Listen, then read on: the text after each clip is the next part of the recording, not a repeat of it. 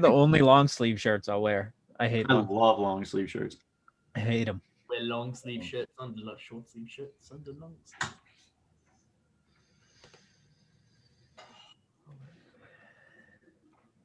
What is going on right now? What are we looking at? Yeah, wait. No, you're good. You're turn the laptop a little bit.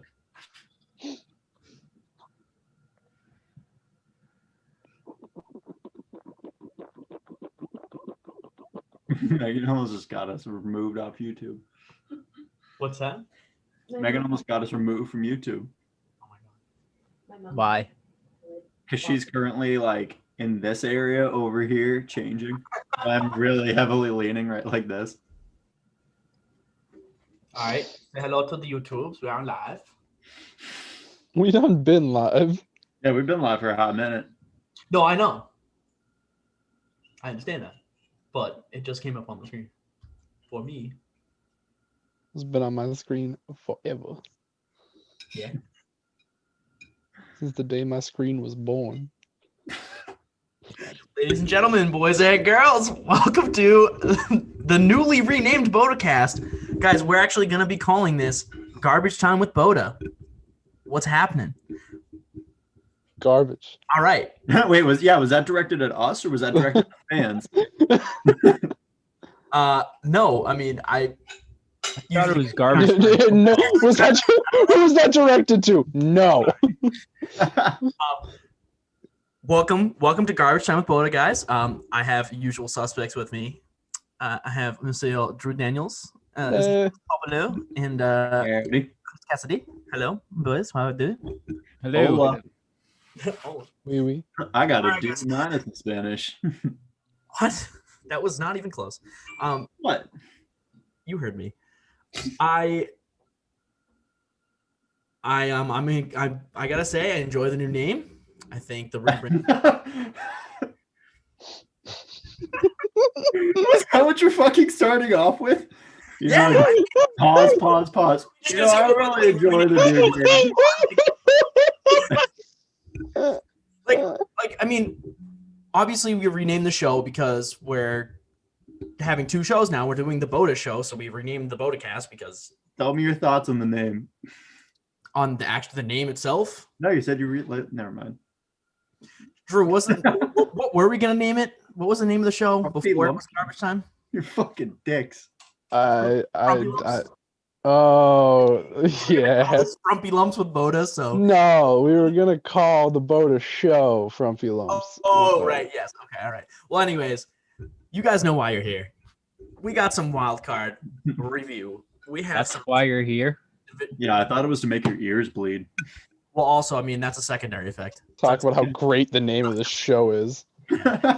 With 3-second intervals in between, though. Yeah, no kidding. Again, you guys know why you're here. You got wild card review. We got division round preview. Chris, why don't you start with the NFC this week and take it away? Do you get to do the introduction and I just start with the NFC? Kind of rude. Go ahead, Chris. Do the introduction. Go ahead, You can only go up from here, Chris. Not really. All right, NFC. Let's dive in. All right. I wouldn't call it crazy wild card week, but definitely a lot of hype going into it. I don't know those slime peanuts, man. That was pretty crazy. Hey, is this your turn to talk? Don't matter. Shut the fuck up. All right, we're gonna start with the Los Angeles Rams versus Seattle Seahawks. I have in my notes, my fancy notes, Rams rattle Seahawks 30-20. What exactly does that mean, Chris? The definition of rattle. Let me get that up. Like as to snake? Like just shake a little bit. Yeah, just Rattle definition. vibrate. Make or cause to make a rapid succession of short, sharp knocking sounds, typically as a result of shaking and striking repeatedly against a hard surface or object. Yeah. So I would say the Rams had the Seahawks make rapid succession of short, sharp knocking sounds to the hard surface. The point being, Rams won 30-20. It was more of a defensive game in the beginning, and then the Seahawks, I think, were just bleh. But Cam Akers had a day. 131 yards for 1 touchdown. Goff and his receivers, very quiet. Goff only went for 9 for 19 with 1 touchdown. And Cooper Kupp, 9 targets, 4 receptions, 78 yards, 0 touchdowns. Russell Wilson on the other side of the ball, 11 completions, 174 yards, and 2 touchdowns, both of them to DK Metcalf, who went 11 receptions. Wait, what?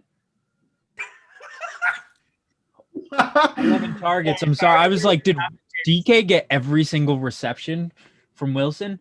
11 targets, 5 receptions, 96 yards, 2 touchdowns. So the Seahawks clearly, other than DK, no one was even, presentable really. So safe to say Seahawks got their ass beat. Rams move on. Any thoughts? So, yeah, off of that, what the fuck was Russell Wilson doing that entire game? Dude, it has been a steady progression from starting the season about as well and as hot as a quarterback can to slowly declining over the course of said season. And That's what kills me, though.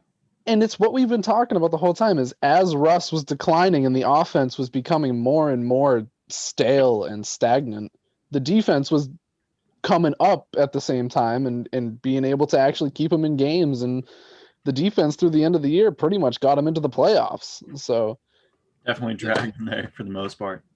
And they just couldn't keep up with the Rams at this point, even no matter who was a quarterback, be it a broken Jared. I'm Goff, the only person that picked I the see Seahawks James's to win name. too, out of us four. Because I thought Wilson would be back in that beginning of the season look. And look at him. The Seahawks had nothing going, I don't think, at any point in that game. That trend for me was what did it. Just the fact that offense just kept getting worse throughout the season. Which is shocking because playoff Russ is actually pretty decent. And I don't know what the fuck's wrong with him this year. He spent all of his luck on a few games, man. There's no Apparently. more. Mean, you want to talk about luck? He had 14 touchdowns by week 3. And then he went 3 games without a single touchdown. I mean, it's just a whole disaster. So Rams held it pretty straight. I thought it was definitely a defensive game. It was like slow points adding up, but then the Rams kind of just took off and took over. And clearly this is cracking James and Zach up. So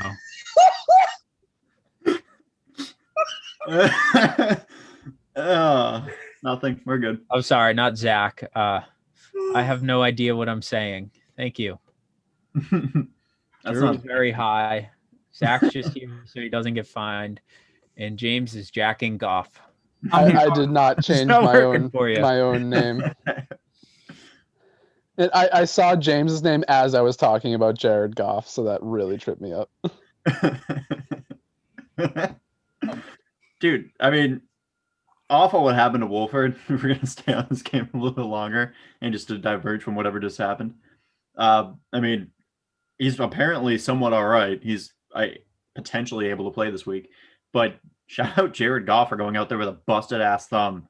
Yeah. And, bawling. Mm-hmm. 100%. Outplaying Russell Wilson. That's for damn sure. Mm-hmm. Exactly. And, I mean, I think the star of the game, clearly, while we're still on this game, was Akers. 131 yards and a touchdown. It was tough to stop him. So he's kind of making himself known as a top RB. He's the man, and that's why he's our running back. Yeah. Giving him up. It didn't work out until about week 15, but fuck the hell with a while, but it's gonna pay off next year, damn it. It's a dynasty. So I think long-term investments. Well, the game plan for the Rams for the rest of the playoffs is if they can get separation for Akers, they should be all right. I mean, give him the ball, see what he can do. So yeah, Drew, are you worried about that, knowing the Packers' run defense has been sus? I am less worried about it than I would have been in the middle of the season. Okay. The run defense has definitely stepped up a little bit more, like I've talked about the past couple weeks, and the guys that we're expecting to make plays are starting to make those plays on the line. Rashawn Gary, and the big one, Preston Smith, has been stepping up a little bit more the last couple weeks as well. So we get kind of that little bit of dynamic duo action back with him and Za'Darius. So it's good to see that they're trending in the right direction. Again, to talk about those trends, but I'm concerned. Not freaking out, but I'm concerned. Right. I think that's a fair level to be. I mean, like, you can look at any of these teams and really pinpoint their one weakness in them, but I don't know. I'm trying to just recover from what's going on here. He's the only one that has access to do this. Prick. All right. Anyways, because I don't know where else I was going with that. Just lost in his thoughts. Rams move on. They play the Packers next week. Packers had the bye because they're first seed. Do we want to go through the rest of the wild card and get some more info, or should I dive right into that game? What are you guys thinking? I mean, let's just run with it since we're already talking about the Rams, right? Yeah, might as well. Let's do it. And for the other two, we should talk about the preview for both of them, and then the review, or other way around. Yeah. You just okay. Yeah. Stop with the drywall, please. Yeah. All right. Saturday, 4:35 Eastern Standard Time. We got the Rams at the Packers. I'm siding with the Packers here. I think it should be a decently easy game for the Packers. I don't think the Rams are. I think they looked good last week. I don't think there's playoff material other than Akers. So I think Packers should take this, no problem. Over under is 45.5 points.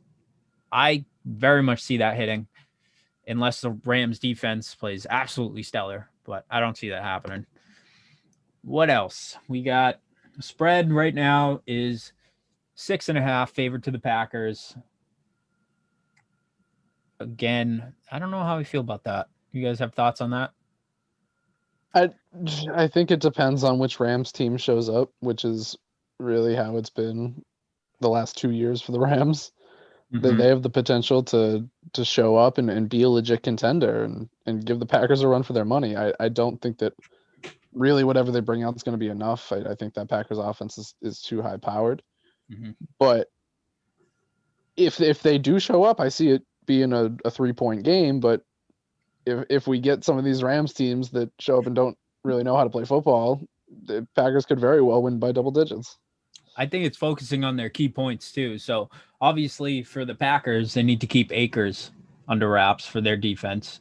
Yep. And vice versa for the Rams defense, they need to keep that whole Packers offense under control. And it's not just Aaron Jones or, they got to keep Devontae Adams. They got to keep, especially Aaron Rodgers. They really got to come out as a strong defense if they're going to have any chance against the Packers.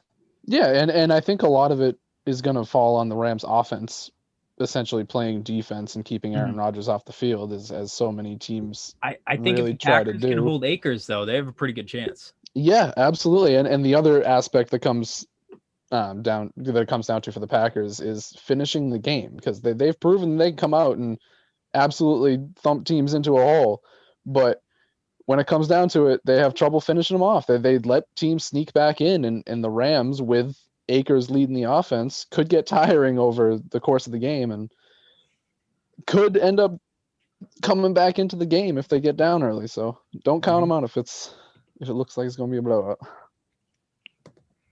Agreed. All right. James, Zach, who are you taking? I know Drew's taking the Packers. I'm taking the Packers. You guys have sports opinions, or are you just going to play with the nickname? Yes. Look on the actual YouTube video for what we're fucking around and doing on the left side of the screen. I just have to say, there was like a competition inside of that entire conversation where James and I were just making each other's names and trying not to laugh, and I broke it. But no, I agree with Chris. I think that if the Rams want to have a chance, they're going to need to come out as a strong defensive unit. Jalen Ramsey has to make Devontae Adams an off-factor. That's it, plain and simple. If it doesn't happen, Packers win. I have the Packers winning this game. I wouldn't say it's an easy game, but I like their chances against the Rams rather than if they had to play the Bucs, Drew. So I 100% agree. I am very, very thankful that the Rams were able to go into Seattle and take that dub.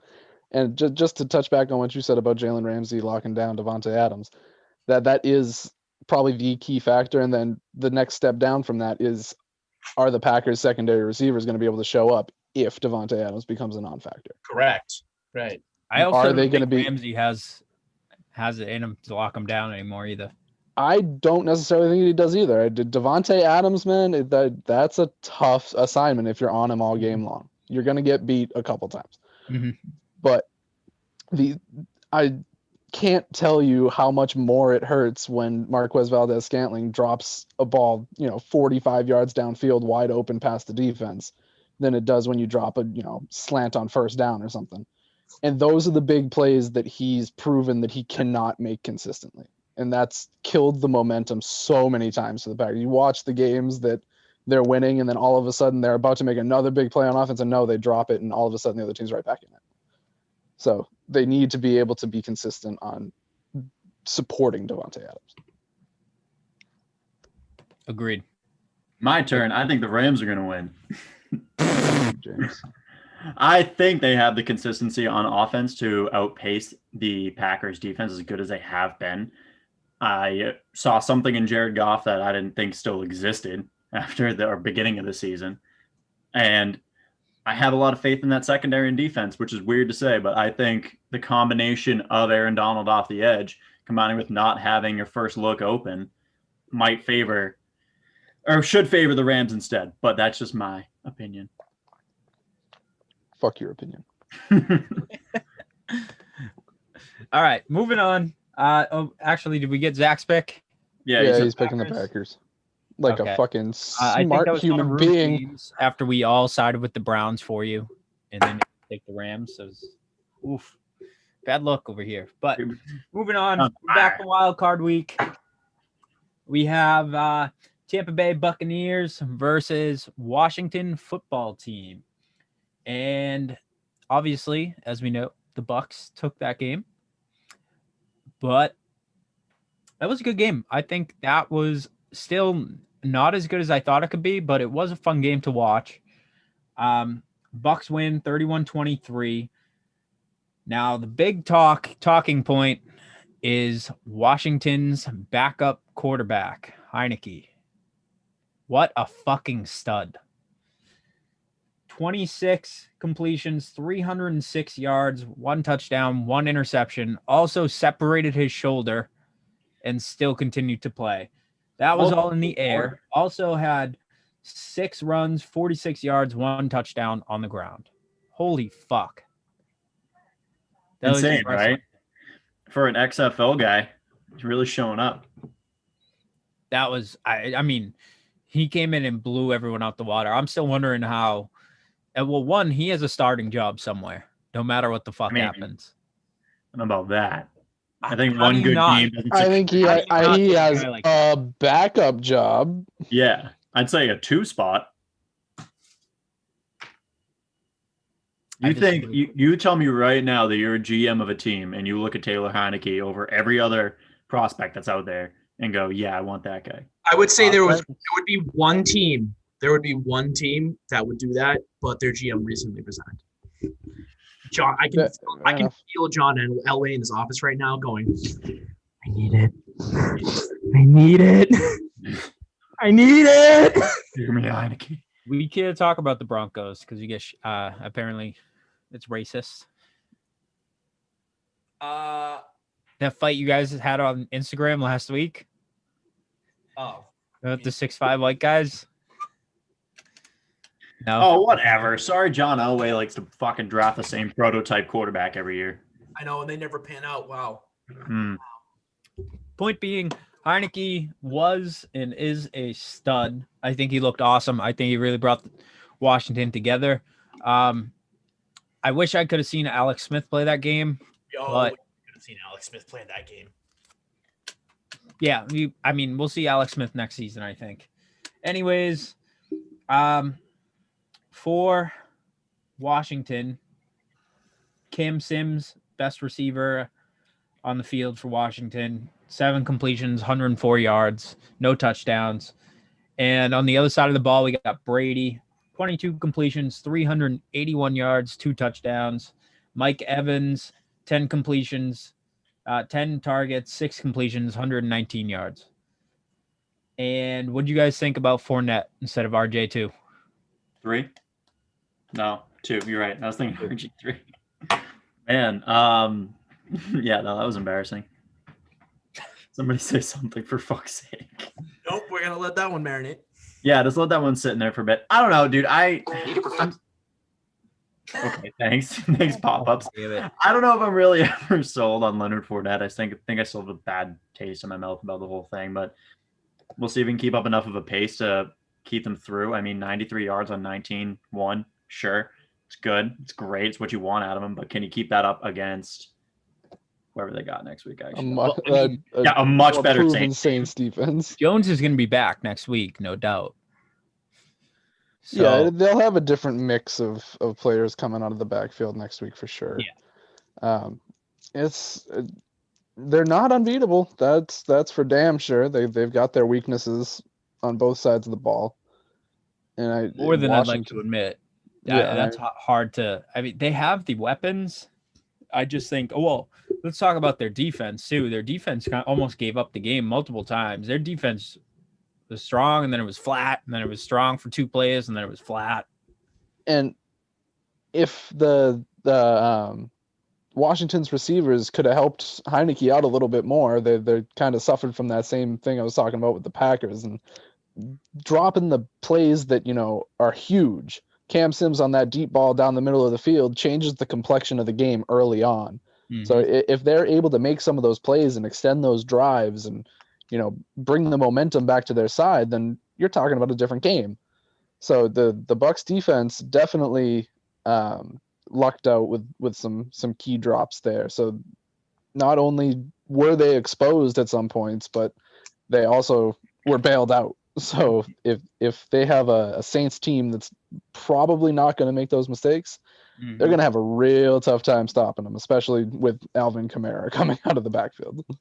Well, yeah, that's what we're getting into next, and just how much the Bucs defense needs to step it the fuck up next week, because obviously the Bucs are moving on, and they're going to play the Saints. So we'll send over there, and then we can talk about what teams need to fix. So Saints played the Chicago Bears, and I think on Nickelodeon.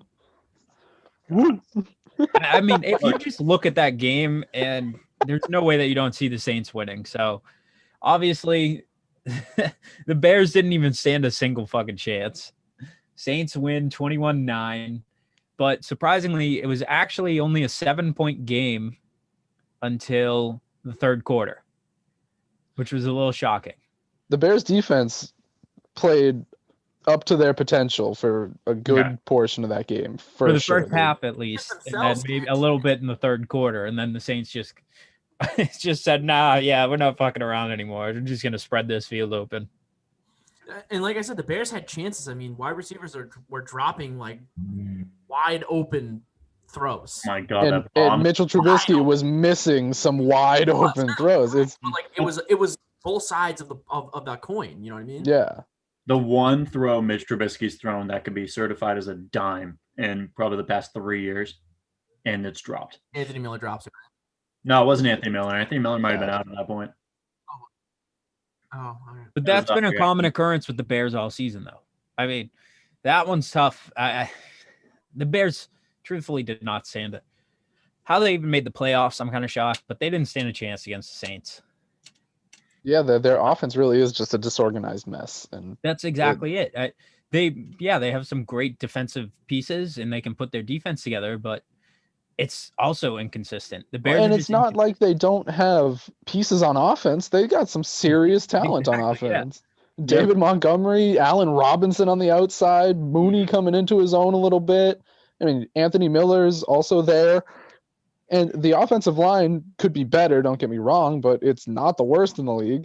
No, not by a long shot. It's just they don't have a confident signal caller. They really don't. They don't have someone that can orchestrate that offense, and I don't know who is the offensive coordinator, but they should probably look into getting a new one. I don't And, know how Nagy still has a job. Unbelievable, because he made the playoffs. I guess, yeah, sure. But like, what else other than that been redeeming? Trubisky only goes 19 completions, 199 yards, 1 touchdown. Montgomery and the receivers, as Drew just said, weren't even a factor in the game. They really put up no numbers at all. It was just tough for the Bears. But on the other side of the ball, Drew Brees, 28 completions, 265 yards, 2 touchdowns. And Alvin Kamara, 23 attempts, 99 yards, 1 touchdown on the ground, and 2 completions, 17 yards in the air. So that shows it right there. I mean, Kamara and Brees is your answer right there. Zach has some weird filter on. But Brees and the Saints cruise on by Bears, and they take on the Bucs in New Orleans next week. Yep. So that game, Sunday, 6:40 p.m. That's my game of the week, personally. And I think that's going to be an amazing, amazing battle. You got 2 Hall of Fame QBs. 2, I don't know if Brees is the second oldest in the NFL right now. Probably close. Dumb check, I'll say Definitely yes. close. I know Brady's the oldest, but that's going to be a good game. I can't wait to see that fucking game. Also, fair note, this could be the last game we see Drew Brees in. It could be the last game we see Brady in, for all we know, too. Yeah, I mean, allegedly he's committed to 2021, but point being, this is the last time these two will meet. I do not have flat, whatever the fuck that means. I am flat. I have flat, very flat. no one's I have. Oh, But point being, this is the last game that Brady and Brees will probably meet, especially in the playoffs. And this is, I really want to see Brees make the Super Bowl because he fucking deserves it. But I really want to see the Bucs go and Brady make it too. I think the Saints will take the game, but I'm hoping for the Bucs to win. Over under is 52. I don't see that being a problem to hit. I think that will be an offensive battle unless the Saints defense can absolutely destroy the Bucs. Spread is 3 points favored to the Saints. And obviously, as we just talked about, die, Zach, die. How did you change all the... Oh, because of the game. I'm going to do this to you in 5 minutes, so get ready. Obviously, as Drew and me just talked about, the Bucs defense obviously needs to step up for this game big time. And Jones, too, should be back. I don't know. That should be good. So the Bucs at least have multiple running backs. The running back game is going to look different, but that is definitely going to be a game to watch. I'm taking Bucs, although I think Saints will take it. I'm leaning Saints. I think the Saints offense is Wait, too good. what did you just say? I'm taking the Bucs. I want the Bucs to win. I think the Saints will take it, though. So you're taking the Saints. No, I put my pick in for the Bucs, but I think the Saints will take it. Do you understand the words that are coming out of my mouth? No. Oh, it's confusing. No. Yes, but I'm confused Are by you the taking actions them? that you've taken. Are you taking them Reverse against the psychology. If spread? I say I think the Bucs will take it, the Saints will win. If I say I think You're the just Saints will win, covering but I both pick ends. the Bucs are going to It's win. not a new strategy. You just That's my strategy. Shut the fuck up. Cop out. Come on. yeah. If just I had had to an pick like aneurysm. 8 teams that would win the Super Bowl, it would be the Rams, the Packers. Yeah, no, here I got my Super Bowl pick in. It's all 32 NFL teams. They're all gonna win. So I'm gonna pick the Packers, but I think the Rams are gonna win. Like, what the hell? Come on. Okay. Anyways, I think that this is a game. This is round 3 of this matchup for He's gonna murder this us. season. This is the 3rd time that these two teams have met. The first 2 times, Michael Thomas was not there, and the Saints were still able to win comfortably. I don't see this as being a much of a game that the Bucs should win. The fact that they have Tom Brady gives them a chance to win and be competitive in this game, and the offense that they have, of course. But I just don't see them being able to pull this out. I think it's either going to be a narrow Saints win or a blowout for. And to pull off of that note, Drew, I mean, Michael Thomas looked good again. Like, we know he had a couple games during the season. He did. He like whatever. He looks ready to be back. Shutting him down that second time was a great idea. Getting him ready for when it really matters for Drew Brees' last playoff ride. And he made all the difference in that Bears game. He just opens the field up in a whole different way for them. Javon, what's the receiver, the other receiver, New Orleans, number 10. Emmanuel Sanders? No, the other one. On the Bucs? No, on the Saints. No, the Ravens, Chris. I'm going to come over there and slap you. He had like tons of receptions last week. Deontay. I think his last name's Smith. No, you're wrong. Oh, Deontay Harris. Yes. Deontay Harris. Yes. So I mean, I'm very confused, but they have such a high-powered offense, and Michael Thomas just adds an even higher dimension to it with Alvin Kamara. With it, there's no way the Bucs are not going to win this week. I thought Harris was a rook. I'm not going to lie to you. No, he's a 2-year. He's out of Assumption. Oh, look at that! It's a Massachusetts.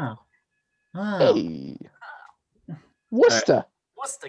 Is that it for Went the to school NFC? right next door. All right. Anyways, it's the end of the NFC, so we're gonna send it over to Zach for the AFC games. But go Bucs.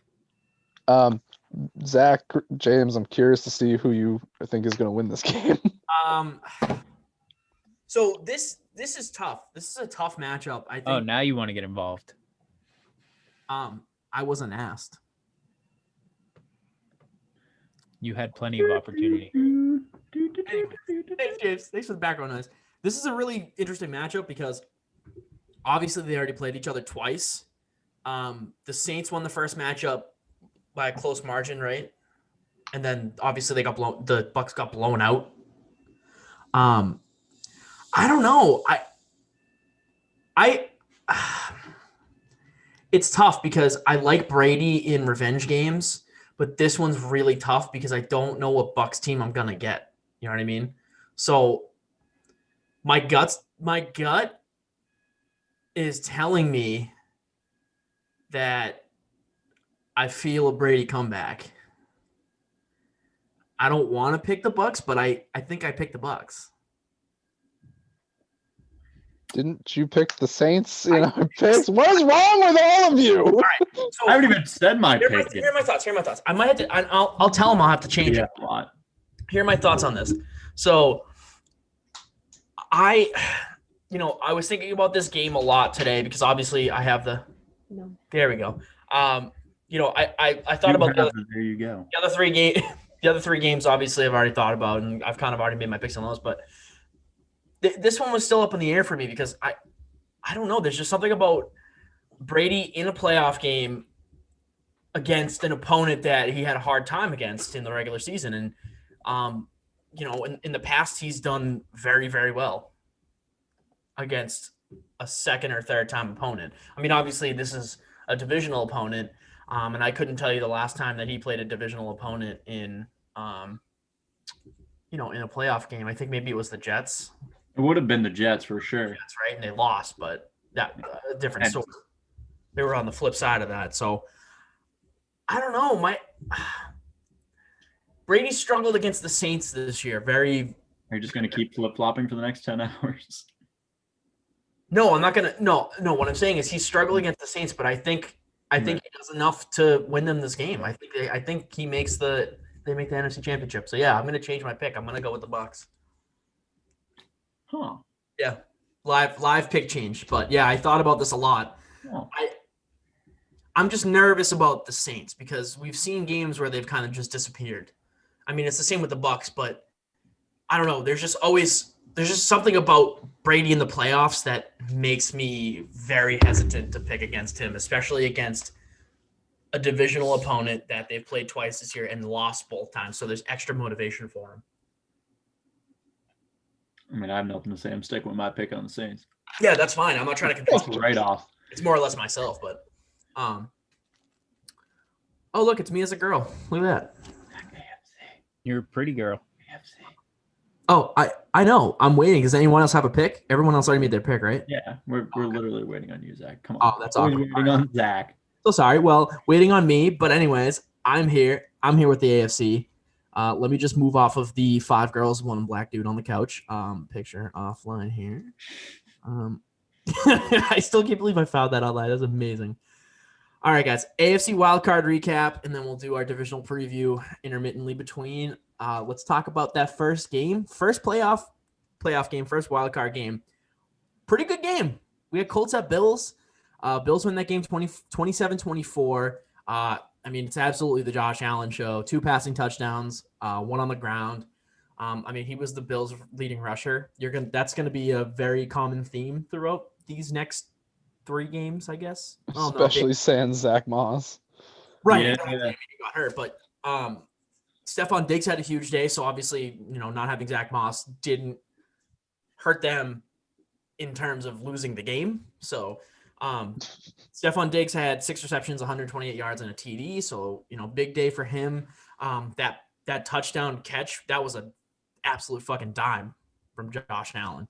So, Colts defense was no joke. I mean, I was worried a little bit about this game for the Bills, but they put down 27 on a really good Colts defense. Josh Allen looked really good. He looked like a playoff quarterback. I mean, he didn't cave under the pressure, at least for this game. But yeah, I mean, what do you guys think? What are your thoughts on this game? You go ahead, Drew. Also, underlying storyline, guys. Remember, this is the Colts that just were eliminated. Is this Phillip Rivers' last game?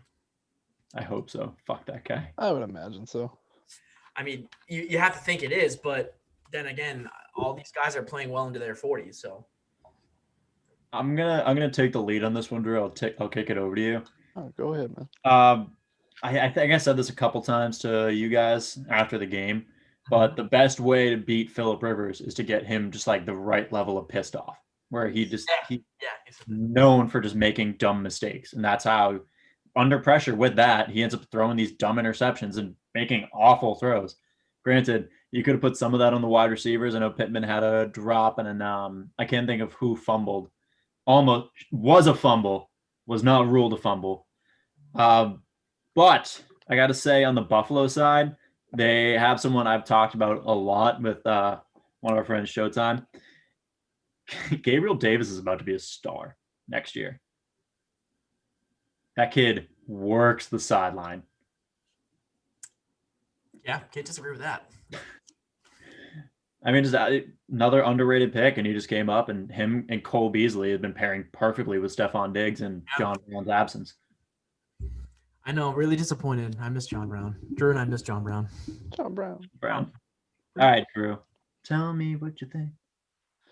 I was just going to say that it's kind of what you were talking about, but just getting the pressure on Phillip Rivers. He's never been the best quarterback under pressure. That's a pretty well-established fact.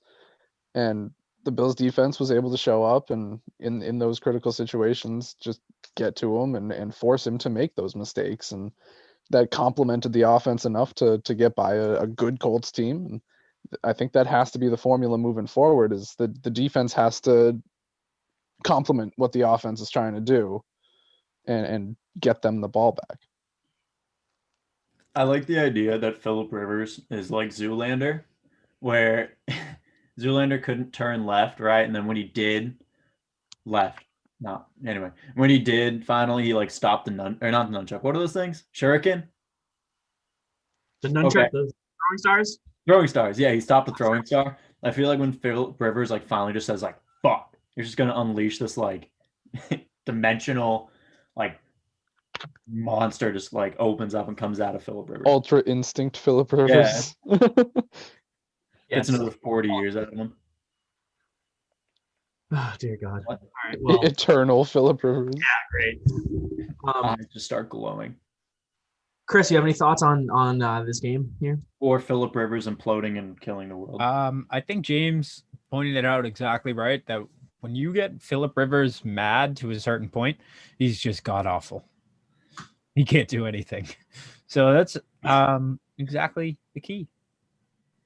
I think he's done too at the end of the season. I don't think he has much more in the tank anyways. I think if they don't continue on this game, I mean, it's hard. He might come back. He may, but I don't see it happening. I feel like consensus for a lot of people is they're on the border, but they're leaning towards he's not coming back. I mean, I don't know, just the way he conducts that offense. I mean, they were a good team this year, absolutely. I would attribute that to the ground game and the defense, not to Philip Rivers, but No, I don't think so at all. And I don't think there's really any way he comes back to the Colts. I think if he does come back, it would be somewhere else. And the only way I could see it is if it's to a team where he has a legitimate chance to make a playoff run again. right. Well, I'm interested to see actually who the Colts go after this offseason, because they really are a decent quarterback away from making a shot. I mean, they were 10-5 in spite of Philip Rivers. You know what I mean? So yeah. I think Philip Rivers is retiring. I think he's too much of a proud human to keep taking 1-year deals. I agree. Like you said, or like Drew said, I mean, if he gets the right offer and it's like, fuck, like, here I go, I'm going to win a title or at least multiple playoff games. Sure. If he ends up being Brady and going somewhere like Tampa or like another team that's a good quarterback away, and they think that good quarterback is Philip Rivers for some reason, then Philip Rivers, all right, bold prediction. You ready for this? I think I got it. I'm so sorry to cut you off, Drew, but I just like had a no, I want to hear this. Philip Rivers retires this year, right? Calls it quits. Oh no, he's going to Brett Favre. Oh no, he's going to Brett Favre. No, kind of. No. Lamar Jackson's going to get injured. Philip Rivers is going to come out of retirement, run with the Ravens by week 9. That is very, very bold and very, very specific. Yeah, super. If I hit on this, I'm a fucking genius. If I miss, it's James, fine. James, you wanna make big boy claim? Okay, he froze for everyone, or is it just me? Yeah, no, he froze. Okay, cool. I just paused it. God damn it. All right, let's wait for him to come back to Earth. I'm here. Hello. Oh, there he is. Oh, there Welcome he's back. Hey, All here. right, cool. Literally, If I want to make big You were frozen. Oh, yeah, here we go. This internet connection's unstable. All right, can you guys hear me? Yeah. What? No. No. Okay. No. I want his stat line from week 9. You said he's coming in week 9 for Lamar. Double down, you bitch. What's his stat line? 334. You know what his right? stat line is already. 344. 344. Oh, 344. All right. That's fine. All right. Can Let's only move throw on. 10 times. Ravens. Make that fucking work. 34 yards an attempt. Oh my god. Shut the fuck up. How many completions out of those 10 throws? 17. 17. Dang, 10 for 10. For This is transcendent 344. Philip Rivers we're talking about. He can do all things. He has Doesn't seen- matter. He could have 7 extra completions, even though he's only got 10 fucking attempts. He gets 1 extra completion per child. Yes, exactly. Again, if anyone would like to look at my screen name, you'll know he has a lot of children. Ravens at Titans. Ravens win that game 20-13. Not a great game by either team. I mean, Lamar didn't really have a good day through the air. Neither did Ryan Tannehill, to be honest. But I think that obviously the big story for anyone that watched this game is where the hell was Derrick Henry? Dude, 18 carries. Are you kidding me? 18 attempts, 40 yards. Averaging 2. Like that's 2.2. That's fucking nuts. What, 2.2 yards a carry. That's terrible for Derrick Henry. I mean, that Ravens defense, man, they came to play. I feel like it was very much a situation like the next game we're going to end up talking about here. Right. In that obviously everyone knows what happened earlier in the season with the Titans Raven and the disrespect to the midfield logo and all.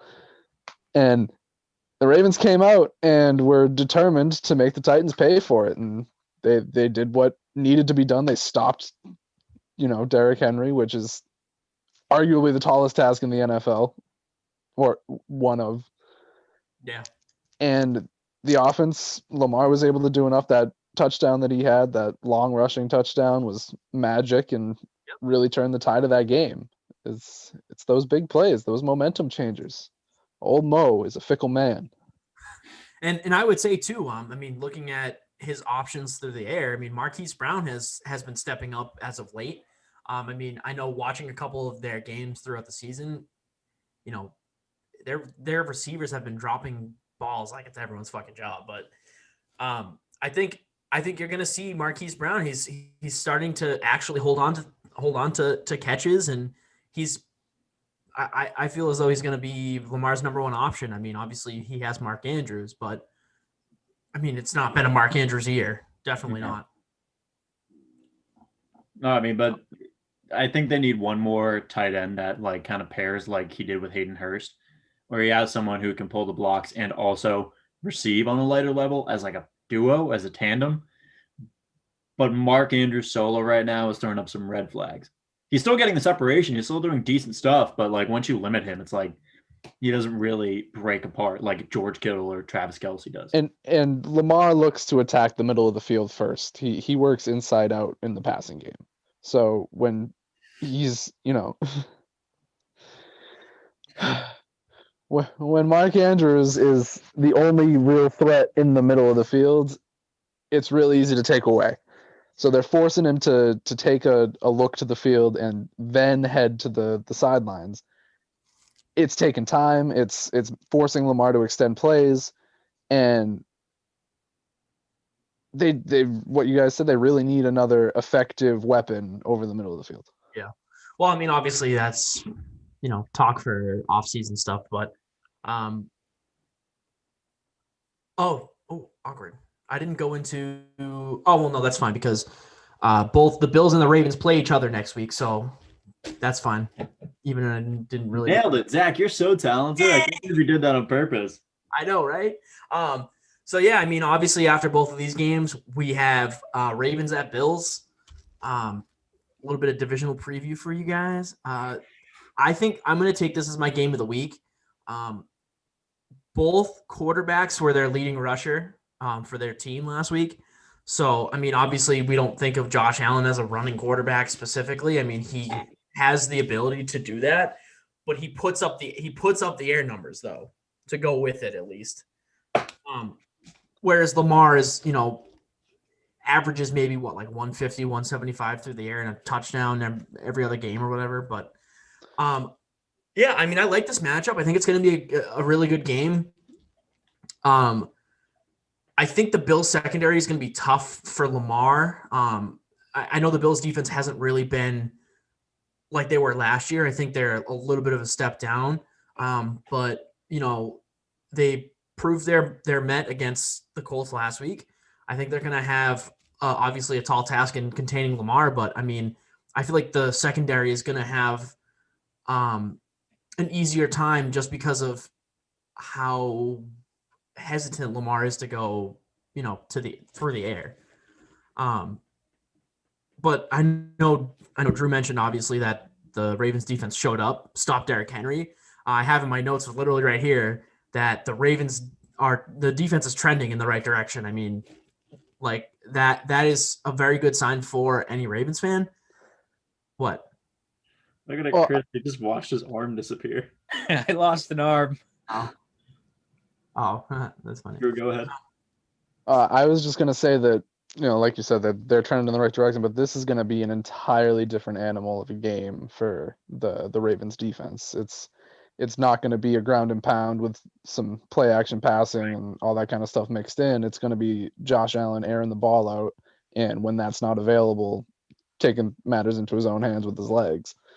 And I am curious to see how the defense prepares and tries to stand up to that, because it's a whole different dynamic.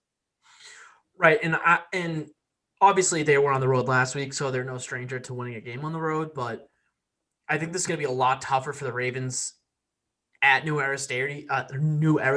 I mean, I feel like the Bills have played lights out at home this entire season, so it's going to be really, really interesting to see, what Bills team we're getting. Are we going to get the bona fide home Bills team, or are we going to get a more shaky team that we have seen at some points over the season? But I mean, I don't know. I mean, I have the Bills winning this game.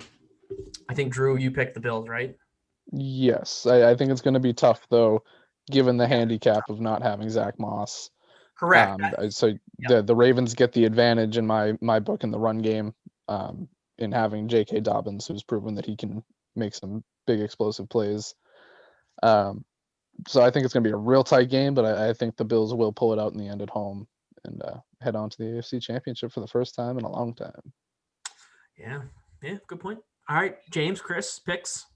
I'm taking the Bills. I think the defense is trending in the right direction. I think they can limit Lamar enough to hopefully to slow down the run game and force him to pass against a strong secondary. So I'll take them purely off of the defense. I think Josh Allen does struggle against the Ravens defense a bit, but obviously, like you said, Drew, with Zach Moss out, he's losing a weapon, a very key, vital weapon to have that tandem going. I still think Devin Singletary is good enough on his own. Josh Allen's going to struggle. Bills defense wins them the game. Lock. Yeah, I think it's going to be real fun because there's a lot of upward trends for both teams. So yeah. I agree with all of that. I'm going for Bills. Lamar is not that great in the playoffs. I mean, granted, he had a great game last week, but I think on the ground, true. Very true. So exactly, you just have to limit Lamar on the ground. So 100% Bills defense takes that game. Yeah, well, I mean, I do have some notes here. I don't know if you guys will agree with me on this, but if the Ravens want to win this game, they need to do. I think they need to do two things. I think they need to let Lamar be Lamar and not try and game plan too much for him. You know what I mean? Because I feel like when you're you have too much game planning, and he's more of an ad lib. You know what I mean? He ad libs a lot. Mm-hmm. Changes plays. Obviously runs the ball a lot. Obviously they have a lot of designed QB runs, but a lot of the times when he breaks off bigger runs, it's when it's not a designed quarterback play. So I think they just need to let him be him. I also think that they need to have better efficiency in the red zone, because if they want to beat this Bills team, who the Bills can score 40 points a game if they need to, Lamar needs to rely on Mark Andrews in this game heavily. No, it's one thing I got to say. Oh, sorry, Drew. Go ahead. Mine's quick, so sure.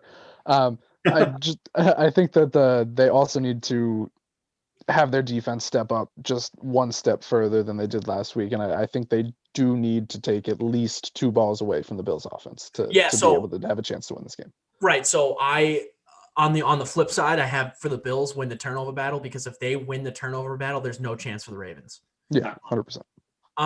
Also getting the ball to Stephon Diggs early and often, because I mean, obviously he's your key playmaker for this game. He's going up against a really good Ravens secondary, Marlon Humphreys and Marcus Peters. But I don't know. I really still like Diggs in this matchup. I still think that, even if they give him double coverage looks or anything like that, I still think Diggs is able to beat those coverages because he's just that skilled. And if he ends up on Marlon Humphreys, especially if they can find a way to get that mismatch, he is just arguably the best route runner in the game. So he's gonna be able to get separation against those corners. They're very physical corners for sure. Yeah. So he'll be able to run away from those guys and find some open space, and should be a huge factor in this game, as he has been all season. Yeah, and I also think that they need to get Devin Singletary going. I mean, or he needs to get himself going. That's a running game. Period. They need a running game. If they can get 100 yards on the ground, they're going to win this game. If they can get the ball moving, get first downs on the ground, then that's obviously going to open up the passing game for them, and it's going to have the Ravens defense all over the place. So, I mean, those are my keys for both teams this game. I mean, does anyone else have any other other things to look for while watching this game for either team? No, not really. I think we've covered pretty much all of it. I just want to get everyone's opinions and everything like that. So, Chris, did you get your pick in? no, he didn't. Oh, he said he agreed with everything. So no, he picked the Bills. He's not talking, but I think he picked the Bills. There he goes. I just realized he muted himself. Yeah. I was muted. Yeah, you picked the Bills.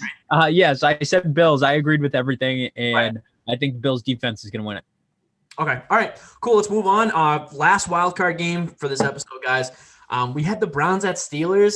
James, this was just euphoria for you, I'm sure. I know we were all texting during the game, and James was like, "You all three need to shut the fuck up and don't jinx anything. Because I swear to God, I will hunt you down until your dying breath." Actually, might have been a real. That was the feeling that I had. I'm sure everyone else was this fucking same, but. Browns win this game 48-37. They unfucking loaded 20 years of frustration out on the Steelers this game. I talked about this last week on the episode, but I just had this gut feeling that the Steelers were going to be really sloppy, and they were terrible. Yeah. I mean, the first 2 quarters, they had 4 turnovers. I mean, it was just a terrible, terrible game by the Steelers. Yes, they put up 37, but they put up 37 on a practice squad fucking defense. So I'm not even gonna. Point, they had players pulled, like they're resting them for correct, the next week. Correct, right? Because they were like, yeah, we're probably gonna win this game. I mean, not to mention that they were more or less a tattered mess coming into that game. Right. I mean, you're down a coach, you're down multiple coaches, you're down multiple players. Mm-hmm.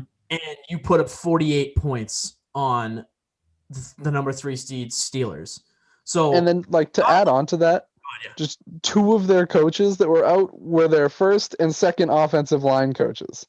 They had their time management coach coaching their offensive line, and one of their best offensive linemen got hurt. Yeah, and they still put up 48 points. It's just one of the most amazing things that I've ever seen in the NFL. Straight up. Balling. It was insane. Absolute fire game from the Browns. I don't want to see what Kevin Stefanski's walls look like in his basement. Disgusting. Love it. I mean, I think another.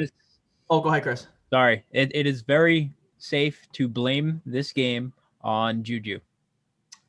Well, I mean, metaphorically. Bulletin board material. Yeah. I called it. If you haven't read my blog, read my blog. His fault. Don't tell me what the fuck to do. I just told you. Read my blog, bro. Hey, James, so there's this blog out. Would you mind reading it for me? No. I'll stand by my guns. Fuck you. Is this Big Ben's last game? I know we have a lot of last game question marks. Dude, I was talking about this today. I don't think it is. I think he's going to drag it out. I think he's going to fucking hurt the Steelers by not letting them advance in there. He seems like that kind of guy. Yeah, 100%. I mean, even with Mason Rudolph's development, he's been like, no, I'm not fucking training this guy. It's like, well, he's your replacement, so please. And then last year, I disagree. I think it was like his last game. The way he sat with Marquise Pouncey at the end, I think it was his last time. At least his last time in the playoffs. I think it was more or less a thing like, man, I threw fucking 4 picks, but I also played one of the best games of my life. We came up short because of all of mine. I think he was taking it on himself personally because, obviously the first play wasn't really his fault. It was Marquise Pouncey and just absolutely skied that ball. I mean, that thing was fucking 7. Yeah, that thing was yeeted into the end zone. But I mean, 4 picks. I mean, he was overthrowing receivers left and right. He was also throwing low, which is part of it. I think there were 2 tip balls off the defensive line. Yes. So that was also. I mean, how many pressures did he have? Almost every. They had to triple team Myles Garrett. That was pretty impressive. That's Myles Garrett. That's what you get with him. That was very impressive. He was breaking through triple teams. Yeah, I mean, again, Myles Garrett. Yeah, I know. That was so. Big Ben was pressured the whole entire game. I mean, granted, the Steelers didn't play to their potential at all, or at least the first 11 games they played potential. But I truthfully don't know if we'll see The mic just broke. Well, anyways, don't know if we'll see. Don't know if we'll see Ben Roethlisberger either back next season or we'll never see him in the playoffs again. It's one or the other. I mean, I think if he's back next year, his play is going to take a serious hit. And if he's on the Steelers won't make the playoffs with Big Ben. There's no chance in hell. I mean, controversial, not so controversial take. They should have drafted Jalen Hurts instead of Chase Claypool. Instead of who? Chase Claypool. That's fair. Yeah, I mean, both are good players, but I mean, yeah, I agree. I mean, the Steelers have probably the deepest wide receiving locker room in the league. So do they really need Chase Claypool? They really need a quarterback to develop, and they don't have that right now. But anyways, James, I know you know this. I know all Browns fans know this, but Nick Chubb and Kareem Hunt are the best 1-2 punch in the league. 100%. Facts. Insane. Like the things that Kareem Hunt was doing, receiving the ball out of the backfield was fucking mental. And just Nick Chubb's vision is mind-blowing. That dude sees like an extra like 20 degrees out. The stuff like he can bounce off so quickly. Yeah, he's got like the eyes like pulling like back a bit, like almost on the side of his head. He's so fucking good. I love it. Yeah, knows exactly when to bounce a run out and exactly where to take it when he does. And once he gets in the open field, I mean, he's short, he's powerful, but God, he's gone. I mean, talking about that 40-yard catch and run to the end zone. I mean, he did that. Just his burst speed was ridiculous. Getting to the outside towards the sideline. I mean, there was no one there. No one was going to catch him. And that sweep play with Kareem Hunt. I mean, Kareem Hunt got to the outside and made that fucking nasty cut to the inside and got into the end zone. I mean, come on. Like both of them can be RB1s at any given day. I mean, obviously Nick Chubb is, but Kareem Hunt led the league in rushing yards 2 years ago. I mean, a lot of people forget that. Yeah. They have both of them on that team. And this leads into obviously next week's divisional preview. We have the Browns at the Chiefs, James. You're getting a Kareem Hunt revenge game. I know. I was actually thinking about that. And I know this is a really weird. This is obviously like a revenge game this, revenge game that. But no, this is a revenge game because they cut him before all of the cards were on the table for his obviously off the field stuff. The Browns signed him. He straightened all of it out. I mean, and this dude is back with the vengeance. I mean, that game last week was impressive, obviously for both of them, but especially Kareem Hunt because you're splitting time and they're both making, do with what they've got. I mean, they're both just fucking hitting the ground hard. It's going to be a tough matchup for the Browns. I know, it's obviously the best team in the NFL. But what we've seen this year is that the Chiefs are not invincible. They're 14-2. They didn't play anyone the last week and they had a bye. So the Chiefs are coming off of 2 weeks of full rest. So, obviously I thought about this. First and foremost, if the Browns aren't healthy, they have no shot. Sorry. It's just not going to happen. So if the Browns are playing with the personnel that they played with last week, they're not going to win.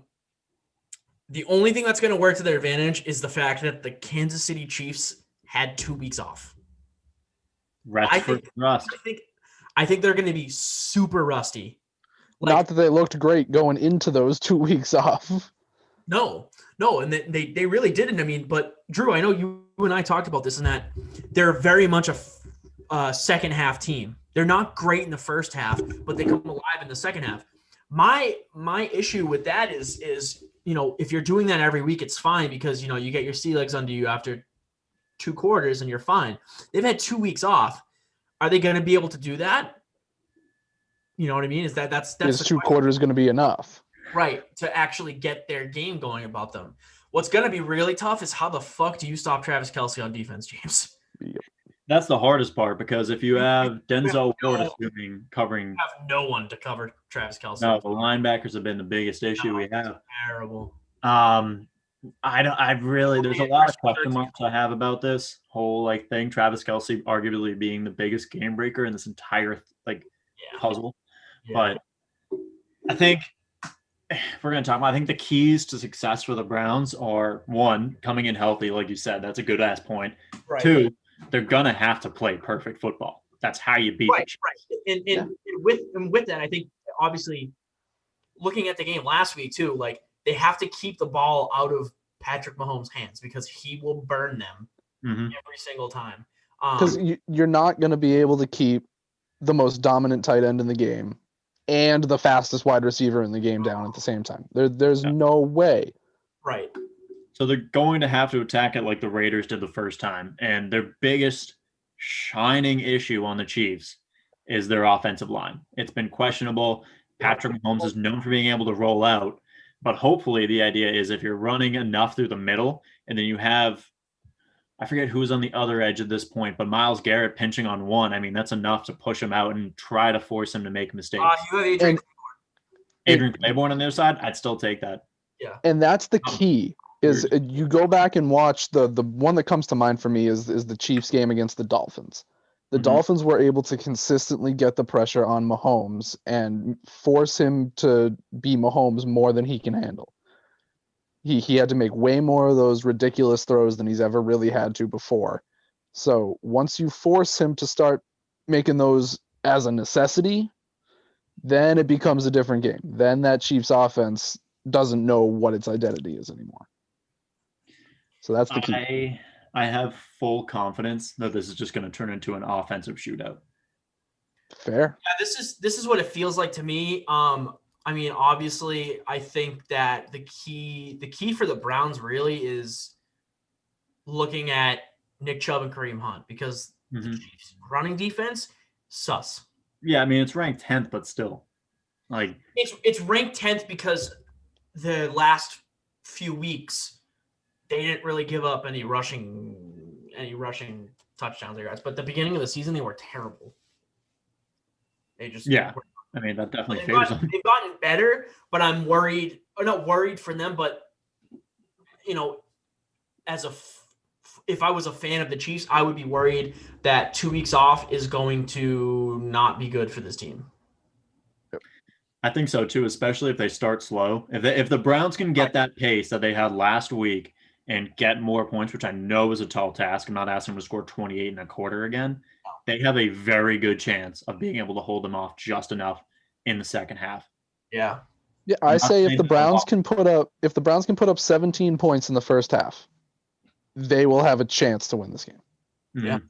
I agree.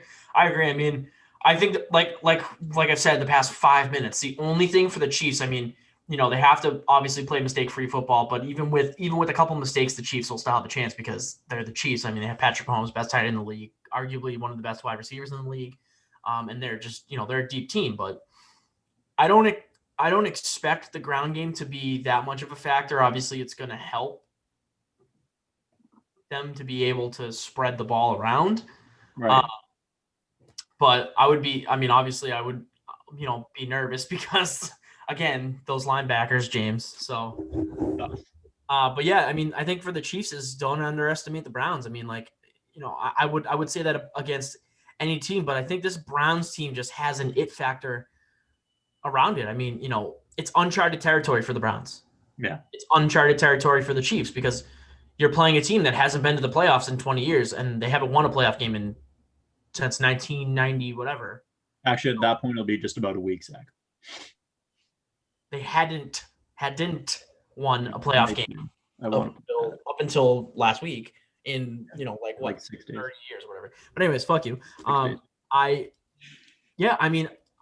just think what the Browns, like you said, James, what the Browns need to do is they need to go out into the field and they need to punch them in the mouth. That's it. And the other thing is the Browns can also continue to use that energy and that momentum from what Juju said. They can use that as kind of a Chase Claypool. Yeah. Thank you, Zach. Yeah, yes, that as well. Just let's give it everything we got. We're going to take this as far as we can because nobody thinks that we can do it. And that mentality has proven to work in the past. So everybody loves an underdog, baby. Yes, sir. Yeah, that's true. I mean, Yeah, I mean, I don't have much else to say about this. This is the last game. Guys, anything else before I sign us off? I'm tired, man. Congratulations to Alabama for winning. We'll talk about that on the BOTA show. Yes, we will. Yes, I would like to chime in. All right, Chris. Oh, yes, me. Yes, please don't forget about me. That's why I asked. Exactly what we were saying. If we've seen what happens when you contain Patrick Mahomes and you put pressure on him, and he's a disaster. If the Browns can literally do that I think it's more on the Browns defense this week. If the Browns can literally just pressure Mahomes into making dumb throws and dumb decisions, that defense, the Browns offense, we know what they're capable of. And like James said, they need to give it their all this week, but this is that game where you give it your all. This is that. I mean, granted, the whole playoffs are win or go home, but for the Browns, this is that Super Bowl game. No, we had our Super Bowl game. Fuck you. We're good. We're good on the year. We won our game. We beat the division rivals. We fucked them up. Our Super Bowl's done. But now you can take the Chiefs down. Every single thing you have. Look, everything on this point is just gravy, man. On the field, you're getting back up and still playing, in my opinion. And I think if the Browns defense can contain Patrick Mahomes and make him make dumb decisions, that offense can still make plays and get points on the board. I think the Browns have the chance, but they have to put everything in order to do it. And I'm taking them not just as a homer. I'm going to take them, or I guess as a homer, actually completely as a homer. I'm going to give them all my heart. I'm going to give them all my support. I believe in Baker. We have our quarterback. We have our head coach. We don't need to change anything. We're good. When do they play, Saturday or Sunday? They play Sunday. Sunday 3:05. I know the Packers and Rams play at 4 on Saturday. Yep. And then I believe it must be the Ravens and Bills play at 8:15 or whatever on Saturday. So then they must be the next day. So they are in fact Sunday at 3:05. 3:05, so they're the afternoon game. All right, well, cool. Well, I mean, it's gonna be great. Obviously, you guys are welcome to come over to the new place. Yay. Already mentioned that. Did you just invite everyone on watching this over? Yes, come on everybody. Everyone that's watching this. Hey, if you're listening to this, come on over to Zach's house. He'll give you the address after.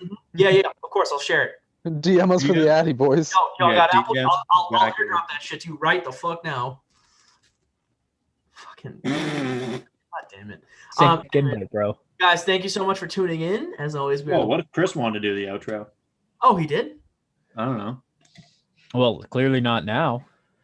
You guys alternate. Do it alternate. Each word. You guys have to guess. You have to do the outro by alternating, all right? Chris, you start.